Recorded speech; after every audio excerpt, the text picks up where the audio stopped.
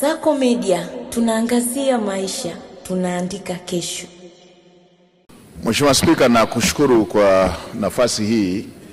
Ni kweli serikali ilibadilisha utaratibu na kupeleka utaratibu wa majaribio katika baadhi ya majiji na halmashauri, fedha hizi za mikopo kuanza kutolewa kwa utaratibu wa kupitia benki, na baadhi ya halmashauri ziliendelea na utaratibu ule wa awali.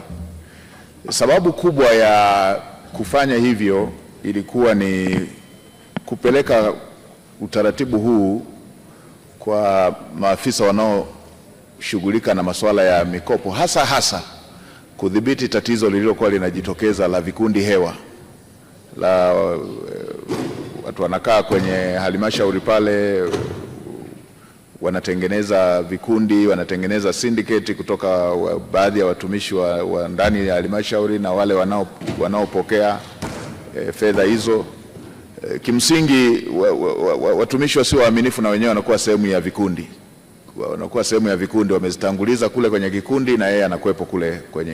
Kwa baada ya zoezi lote lile, lengo la serikali linakuwa halijatimia, lile la kuwasaidia wahusika hasa wanaofanya shughuli hizo za uzalishaji, na lengo la pili la kwamba kutakuwepo na marejesho ili na wengine waweze kupata, na lenyewe linakuwa halitimii. Kwa hiyo ndio ilikuwa sababu ya msingi.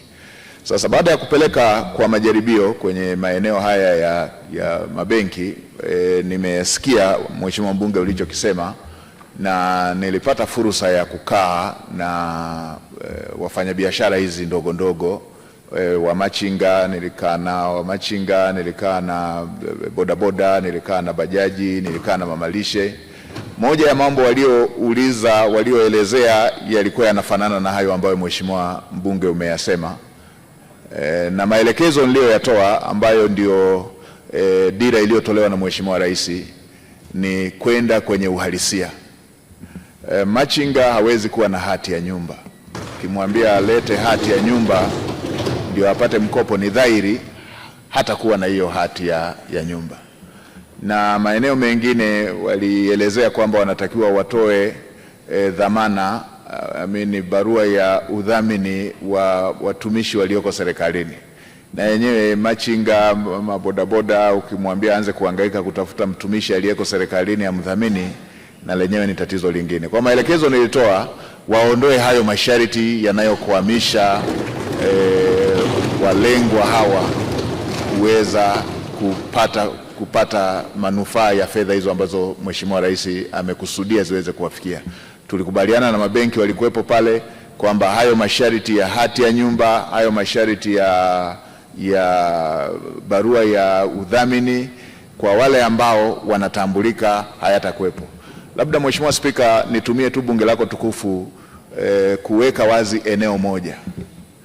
Kwa yule ambaye hana kitambulisho cha taifa ndiye anayetakiwa utambuzi.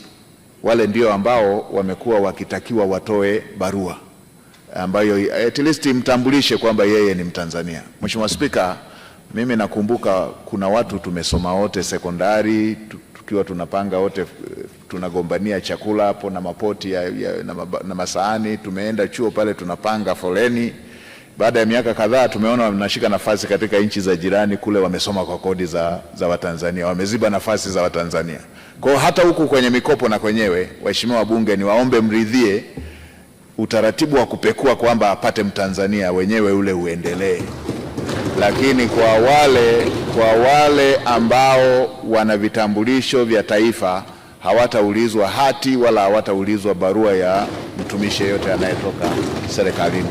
Na Mheshimiwa Rais Daktari Samia Suluhu Hassan anamaanisha kwenye jambo hili la kuwawezesha vijana wa Kitanzania, wanawake wa Tanzania, ndugu zetu wenye kutoka makundi maalum. Ndio maana mbali na zile 442 kaongeza bilioni 200 ndani ya siku 100 baada ya kuchaguliwa kwake, ili kuongeza wigo wa vijana hawa kuweza kupata huduma hiyo.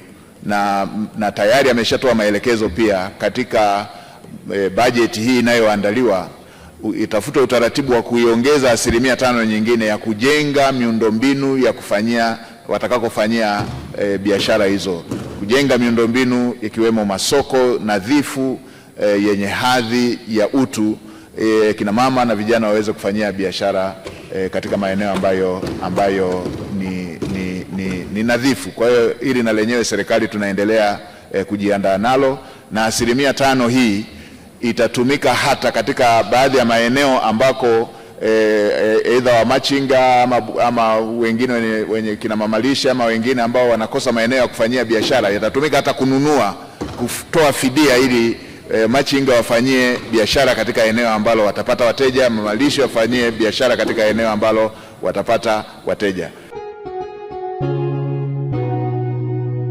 Kasako Media, tunaangazia maisha, tunaandika kesho.